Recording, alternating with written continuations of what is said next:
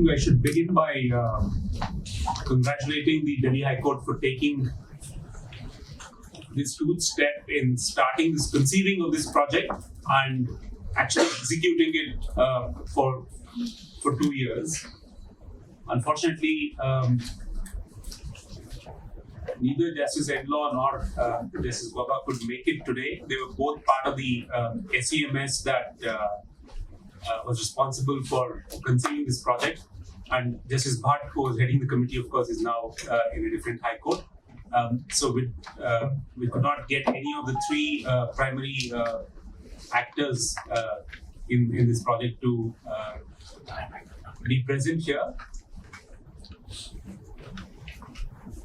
It is, in many senses, this is a landmark project, and as Justice Bhatt mentioned in the introduction to the report, he said this project was conceived because of a comment made by Justice Venkatacharya to Justice Bhatt in a meeting. He said, what would happen if there was no pressure of backlog or arrears on a judge? How will a judge perform if there is zero pendency and he only has to deal with cases that are filed afresh? Then the second, Mr. Bhatt was explaining to me, the second reason why they conceived this project was that the NCMS, in Imtiaz Ahmad's case, the Supreme Court has accepted the definition or the methodology of calculating the number of judges as prepared by the NCMS. The NCMS critiqued the 45th Law Commission's report and then came up with a new methodology. One of the things that the NCMS points out is the need to identify the workload of each judge. And what this project does, unlike any other experiment that has been done until now, is it actually gives insights into what is the optimal capacity of a judge if you have the pressure of arrears that have come from prior years, and if you do not have such pressure. So it allows us to calculate the optimal capacity of each judge.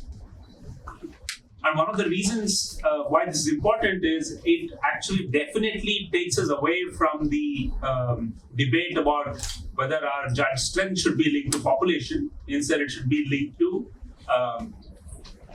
the actual number of cases being filed. And while the Supreme Court has accepted that in a judicial order in Imtiaz Ahmad, and the Law Commission has also pointed out, still we see many debates linked to population strength and judges being linked, number of judges being linked to population rather than the actual cases that come into the judicial system. But more importantly, it also brings in two questions in my view, and one is how many judges do we need to ensure that cases are disposed of, as Arvind put it very optimistically, in 1 year's time. If all cases were to be decided within 1 year's time, how many judges do you need? And they have come up with a number based on a methodology that they have used. Two, in my view, it also focuses on something that we tend to miss, is how do we ensure certainty of each hearing?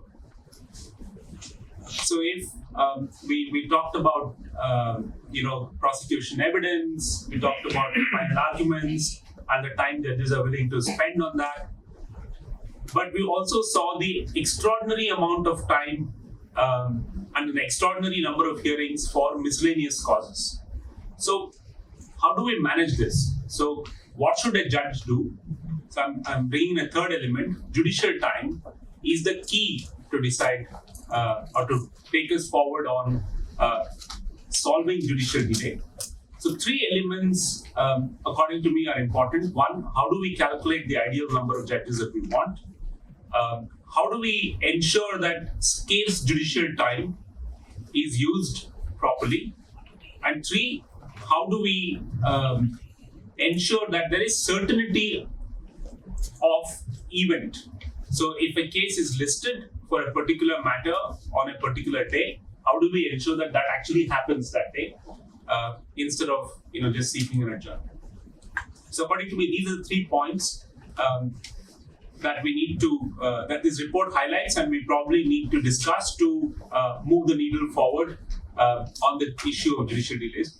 Before I ask this Lokur and Mr. Datar to talk about these 3 issues, I will first request them to give us a few comments or observations that they may have noticed about this report. Justice Lokur was also, responsible for encouraging the development of court log for this project. So it's although we could not get the members of the SCMS today, we are lucky to have Justice Lokur with us for this discussion. This is something which is going to take things forward. Definitely, if this kind of a study is done in different parts of the country, it's definitely going to take things forward. So I think it's when Harish says that it's a landmark project set up on the initiative of the Delhi High Court, I think he's 100% correct, and we need to have similar studies carried out in different parts of the country. Now, so far as this particular project is concerned, I mean, the study in Delhi is concerned, there's one thing which I must say from experience, which is that the district courts in Delhi are perhaps among the best district courts in the country. And I'm not talking only about the judges, but I'm also talking about the infrastructure, the availability of technology, resources, and so on. Now, so therefore, some of these results may sound very good, and for Delhi, it's okay. But if you go to some place like, some of the other states which are not so advanced in terms of judicial infrastructure and, quality of judges and so on, you can never get a result like this. It's just absolutely impossible. So I think that is something which, we must keep in mind, that Delhi does not represent the country. Right? I think that's one thing that should be taken note of, and therefore the similar sort of projects should be taken up in different parts of the country.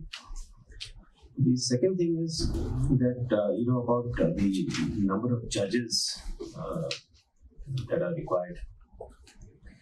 I'm not 100% sure about how accurate this study would be. When the report itself says that it is with regard to some cadres, it's not an across the board 43 judges required, and everything is going to be over in 1 year.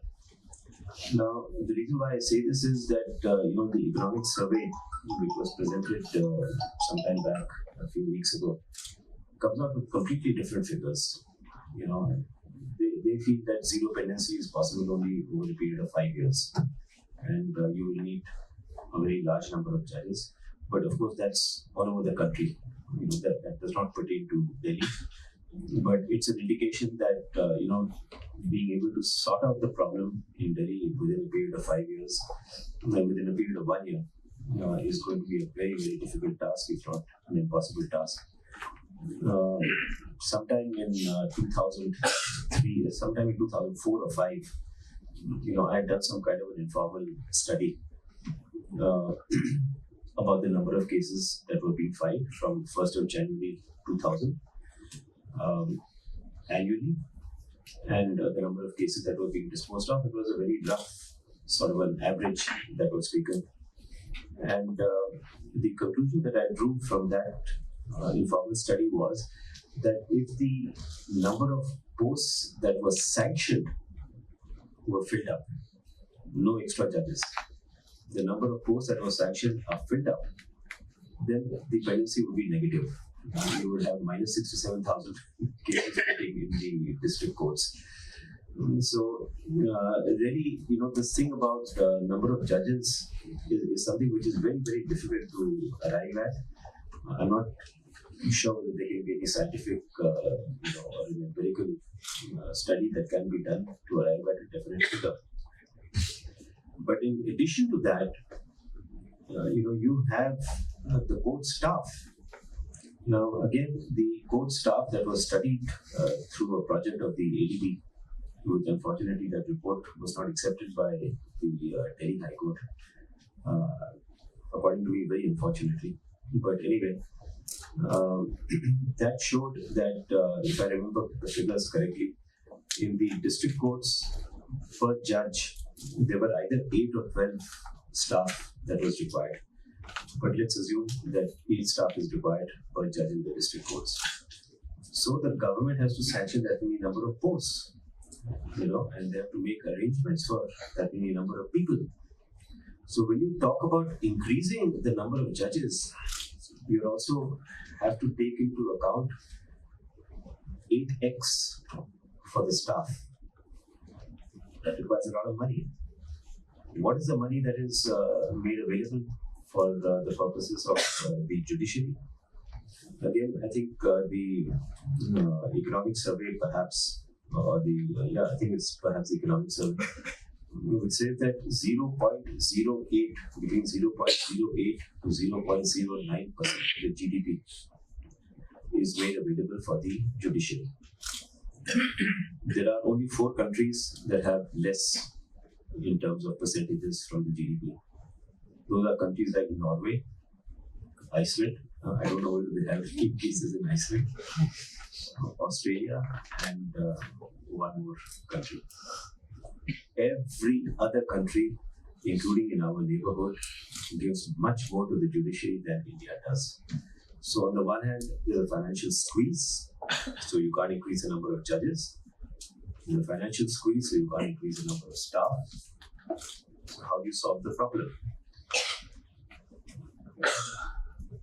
So that, I think should take care of one of the points that Harish has raised about time taken. Again, very disparate figures.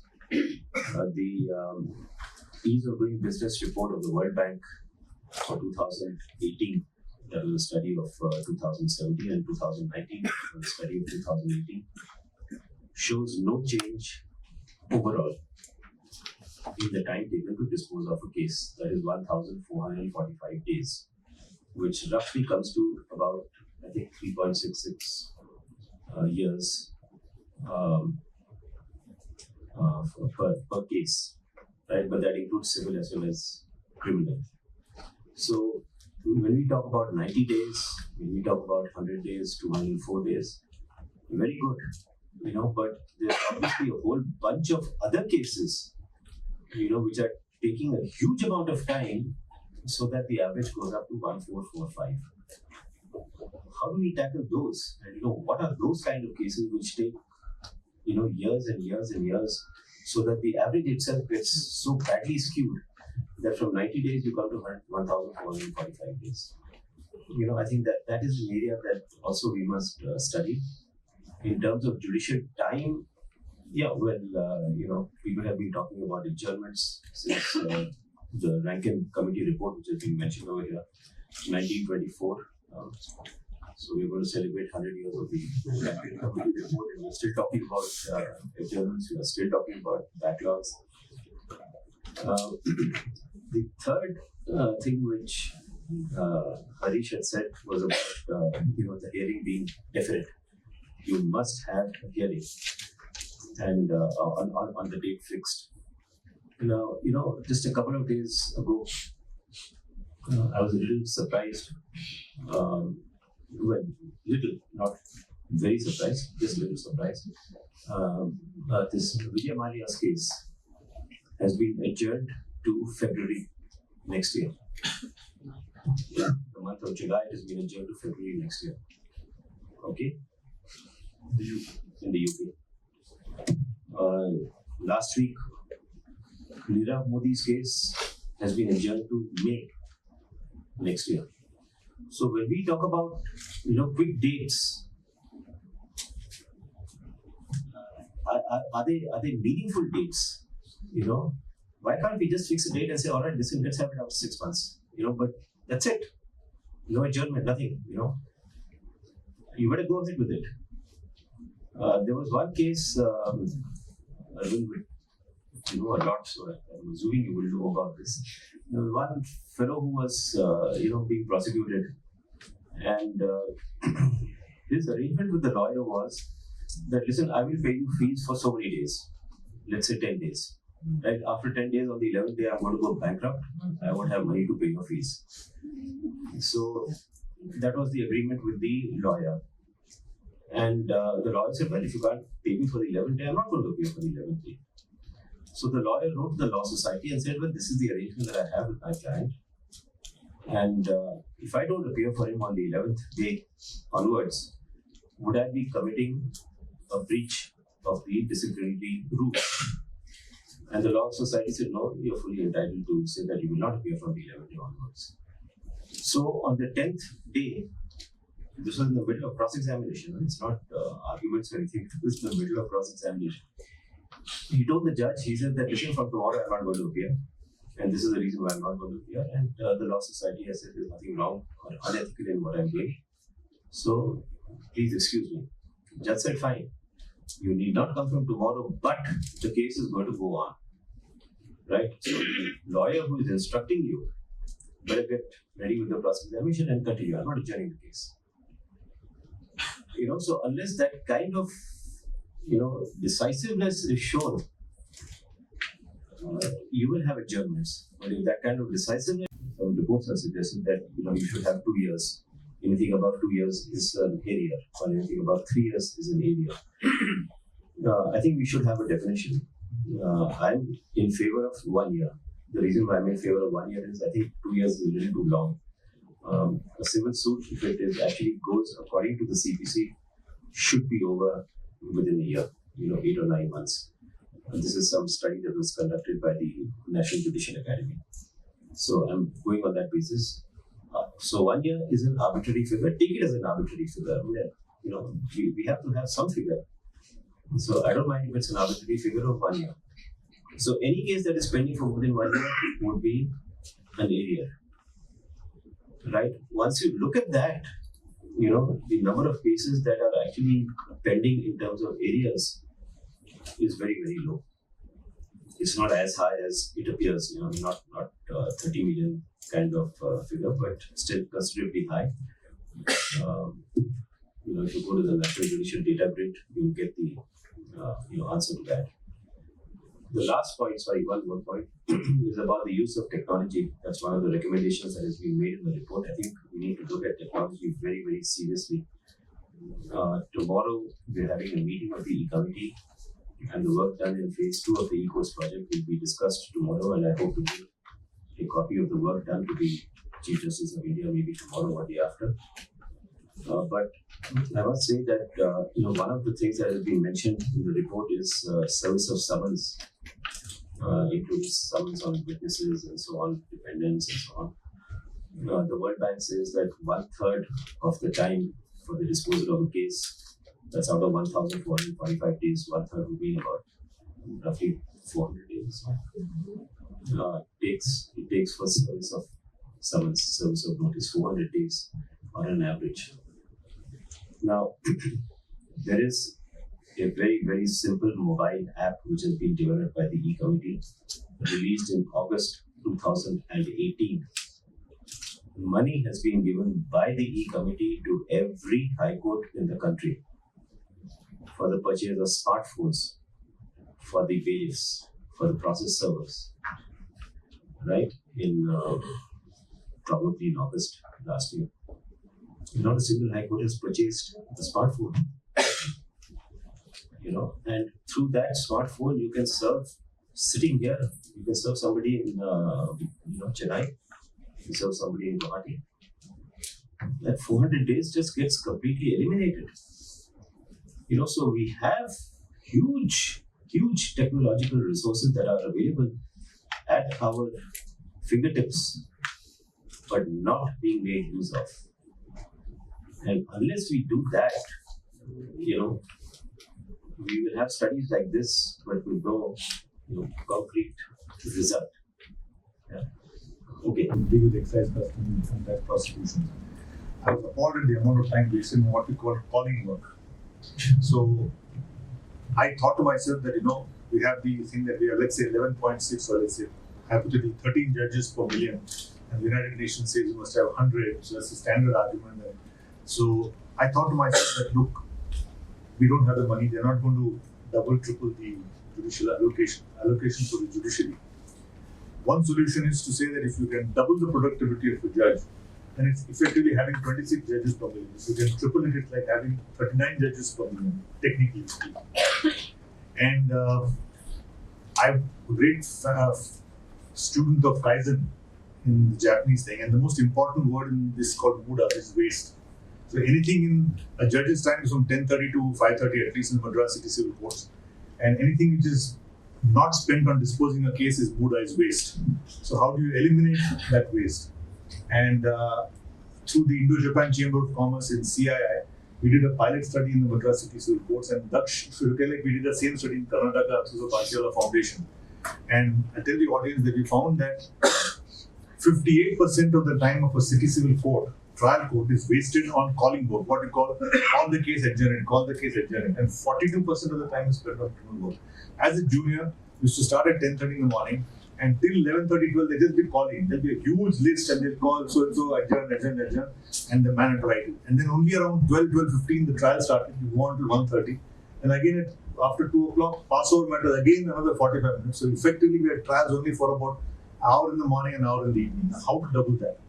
Now, one thing I don't know if you can think of what thought was, why not outsource this kind of thing? Like you have evidence taken by the master courts. Is it possible to have all this calling work done by some retired people? So you will save, just imagine 42% of the time is saved. And in terms of judge fatigue, if you're going to start taking evidence and listening to arguments and tired, you're tired. But if you start off in the morning, that much more time is saved. So I always thought that, and just as AP Shah gave us encouragement, we had a project which was going to be a budget of 5 lakhs or 3 lakhs.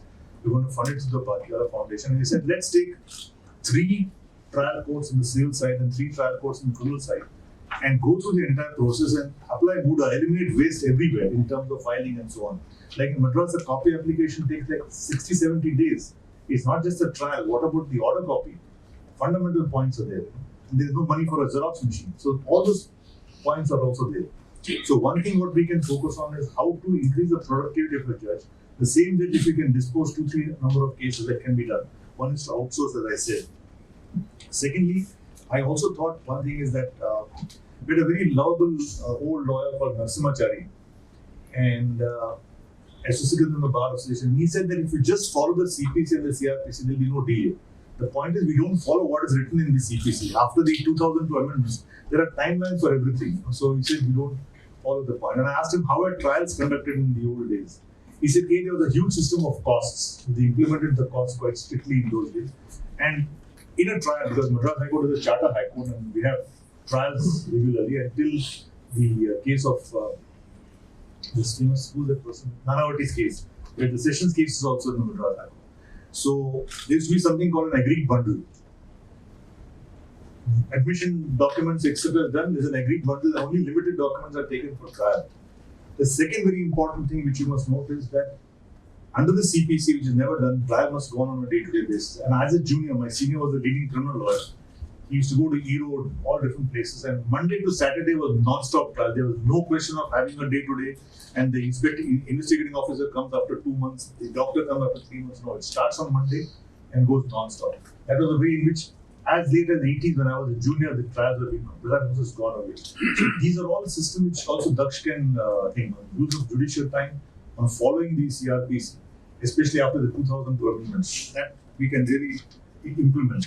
And just a local mention about the cost, keeps getting adjourned. One thing that bothers me is about there's no cost. You can adjourn a case, and I used to come from Madras to Delhi and come here, and suddenly the case is adjourned and you go back. Who pays for it? And I talk to my colleagues in London who are practicing in the Crown Court. Any single adjournment will cost your client 1,400 to 1,500 pounds because the day is fixed. Of course, we also have a problem that, as you say, the lawyer takes an adjournment. But if I come on that day and the matter is not taken up because there's just sheer pressure of time, that also you can't strictly blame the lawyer. So the whole point is about so many people. And in one point also, we seriously ponder and talk of delay in cases. In one of the seminars I participated in the National Judicial Academy, Justice Sinha gave a very important figure. He said, we worry about the arrears. You should say you worry about the number of filings per million in the population, which is much less. There are more filings per million in Singapore than there are in India. So people now today say that today, like my son tells me, if somebody doesn't pay him 3 lakhs, he says there's just no point going to court because I'm never going to get my money. So this is made a very important point. See the number of cases filed per million. That is very low in India. So talking of barriers, many people are not simply going to courts because they say there's no point at all. And I've spoken to some police officers in Madras who are in the IPS and so on. A major point is the witness comes once, doesn't get the witness bata properly. Third time he doesn't turn up. In many cases, end in acquittal because he has come 2-3 times. He's selling coconuts somewhere or selling some fruits. He's an eyewitness. How many times can he come from Trichy to Chengalpet? Twice, thrice.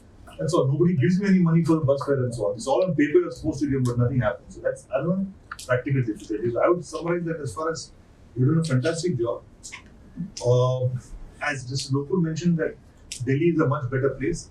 I tell you, I've got a habit wherever I go, I normally go to the port in that city, much to the horror of my wife, but I make it a point to go to the port. So I've gone to see, I just love to go and see how's the court in that particular city. So I'd gone to Bharatpur to see the bird sanctuary, and I just went into the sessions court there in Bharatpur, and I was horrified. There were no tables and chairs. And to my shock, the judge was there, a lawyer standing on that, the old clubs you got, that newspaper. He's sitting and talking like this to the judge. One witness is being examined simultaneously. There's a little dog sitting at the entrance of the court. So it's just sessions court. So this is the state in many places. Tamil Nadu, of course, is much better, not as good as Delhi, but we do have much better courts, and the government has spent money on updating the courts and so on. So your project is on fresh courts. We have to work projects on pending courts, and we have to see what kind of cases are also. The other thing which you must also highlight is when we had this Kaizen project, we had a committee of judges in Madras. They said that there is another huge. See, you make a law without asking for the impact of that particular law. I was told in the UK there is a complete study, especially in tribunals, what could be the possible cases. Now, when you made Section 138 as an offence, nobody expected the avalanche of cases in courts, and many people say that just 138 and 498 domestic violence cases, 70-80% of time is gone in that. So there's no time for the regular cases. So one is to how to prevent the case from starting first. That also Dutch can see how many cases are avoidable. Now, for example, fortunately, good thing is that from when I was a junior now is chief examination is virtually gone. Everything is proof evidence. So after the 2002 amendment and even in the 138 cases in Madras, at least in the magistrate courts, there is no chief examination. So that's a tremendous saving of time. And actually, I feel that the only place where proper civil court goes on is before the arbitrators. Nowhere else you can get a proper trial because in Madras High Court, the evidence is taken by a master. And what will the judge decide the demeanor of the witness, God only knows. And we have got a patent case remanded by Cardio. 9 years, the evidence is still going on between 2-stroke engine and 4-stroke engine on a patent matter. So, so when you talk in terms of time, what do you do? So thanks a lot. Different strokes. Lovely series. So I think, but other thing I'll ask Mr. Lokur is, why can't there be a mandate to the High Court to file a report? Why haven't you implemented the mobile app? Why haven't you done some kind of follow-up on that? So I would just summarize my thing by saying, first, analyze judicial time. If a lot of this basic work can be outsourced and given to some other or retired officer who can do it, you'll have 4-5 hours of trial work actually in the court rather than 2 hours. And secondly, a system of costs. And thirdly, infrastructure, of course, can be